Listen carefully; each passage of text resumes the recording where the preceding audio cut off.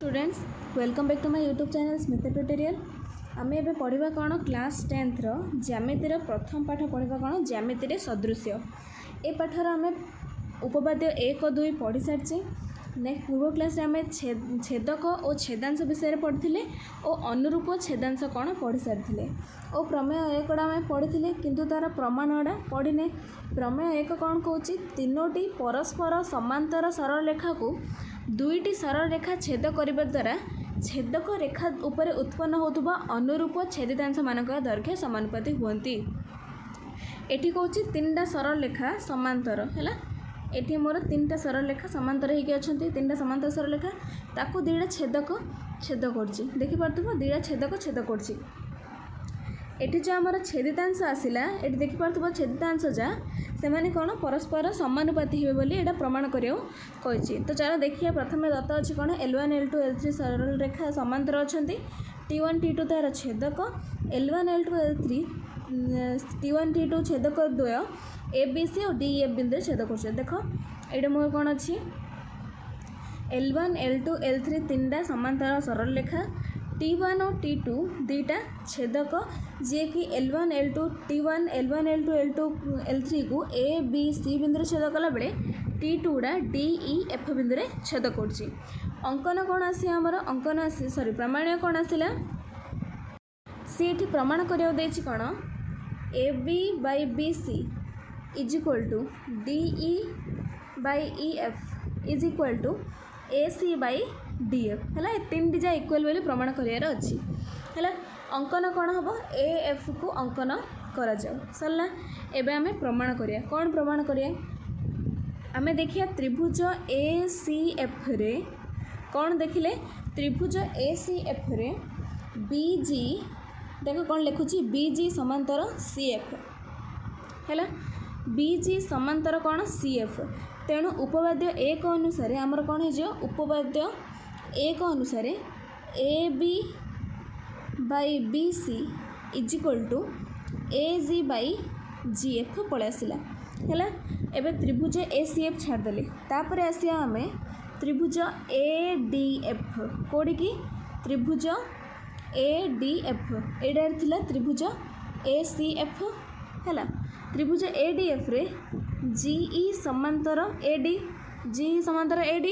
हेले उपपाद्य 1 अनुसार पुणी उपपाद्य 1 अनुसार कौन हो DE by EF is equal to AG by GF। Etah more equation 1 Etah more equation 2। एबे इक्वेशन 1 2 रे मोर राइट साइड जा समान अच्छी तो लेफ्ट साइड दुटा समान हम अर्थ AB by BC is equal to DE by EF पड़े आला। एबे मु जोग प्रक्रिया करी जोग प्रक्रिया कौन दीजा साइड रे प्लस 1 करी मु अर्थ AB by BC plus 1 is equal to DE by EF plus 1 कले कौन हम मोर देख जोग प्रक्रिया कौन होता AB plus BC by BC ना कौन हम भल लक्ष्य कर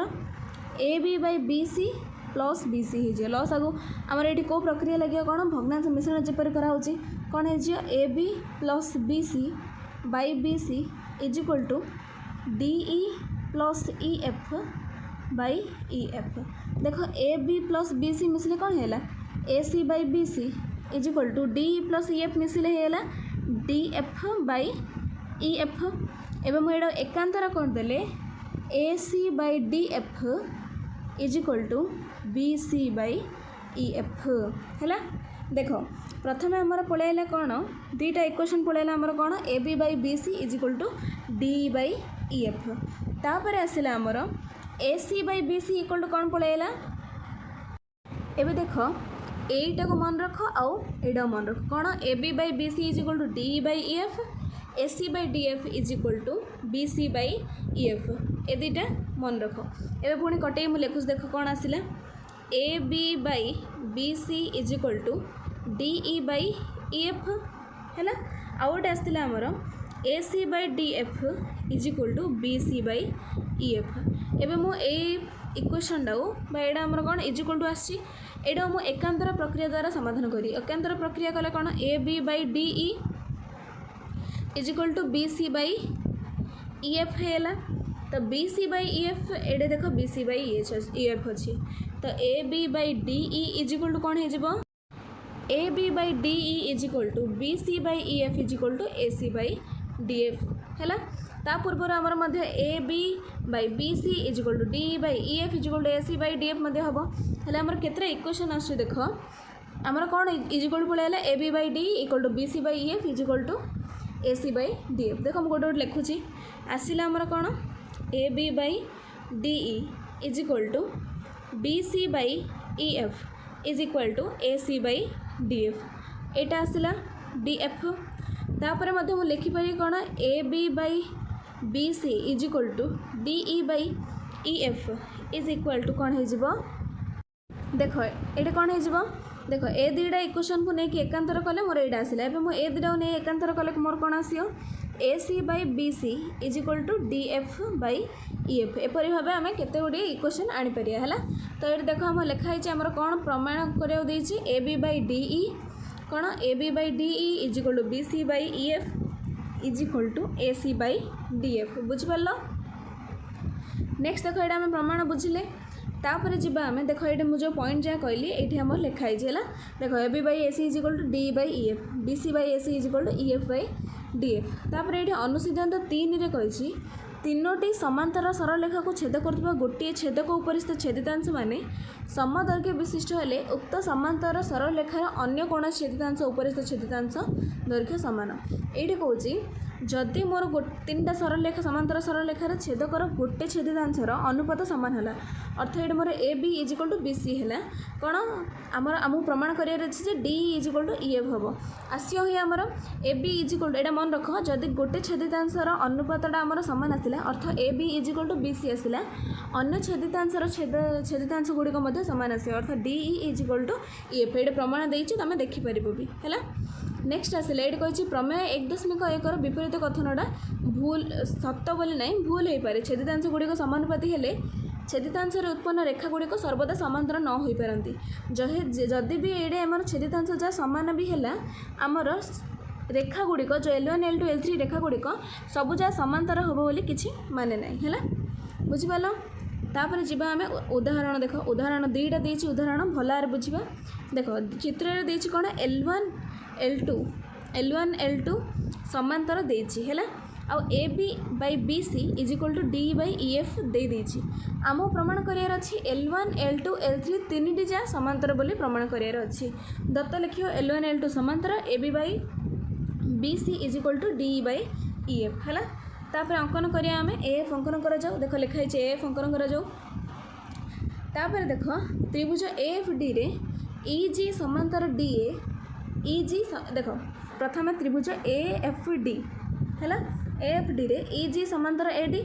से कौन हो D E by E F is equal to A G by G F किंतु दत्त अच्छी कौन A B by B C is equal to D by E F हेले मोर कौन है A B by B C is equal to A G by G F है ए दुईटा अनुपात आमर कौन सामान है देखिए त्रिभुज ए सी एफ रे अनुपात सामान है कौन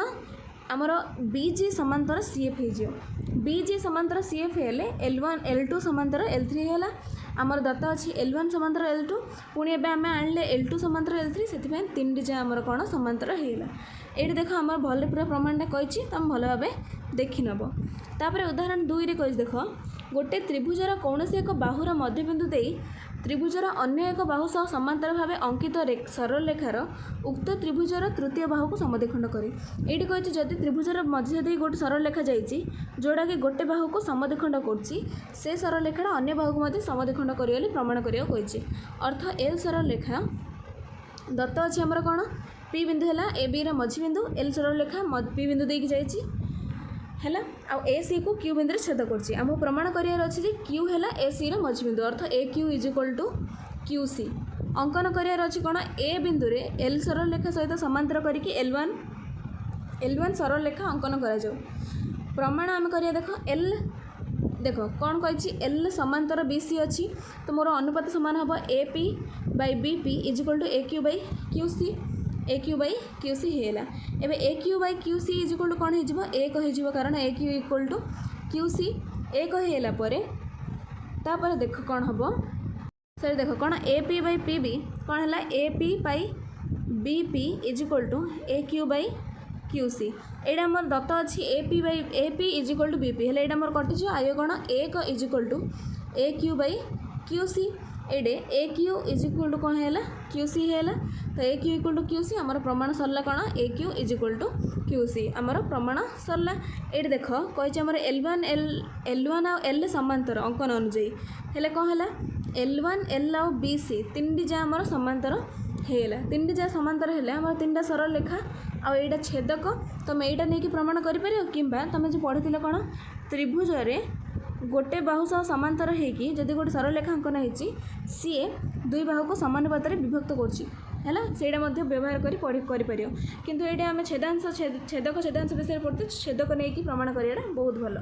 छेदक नहीं तुम प्रमाण करदेल मोर पलैला A Q is equal to Q C पलैला प्रमाण सरला नेक्स्ट वीडियो आम कौन करें अनुशीलनी 1A फर्स्ट नंबर 2 करवा वीडियो जब पसंद आसी लाइक शेयर सब्सक्राइब कर धन्यवाद।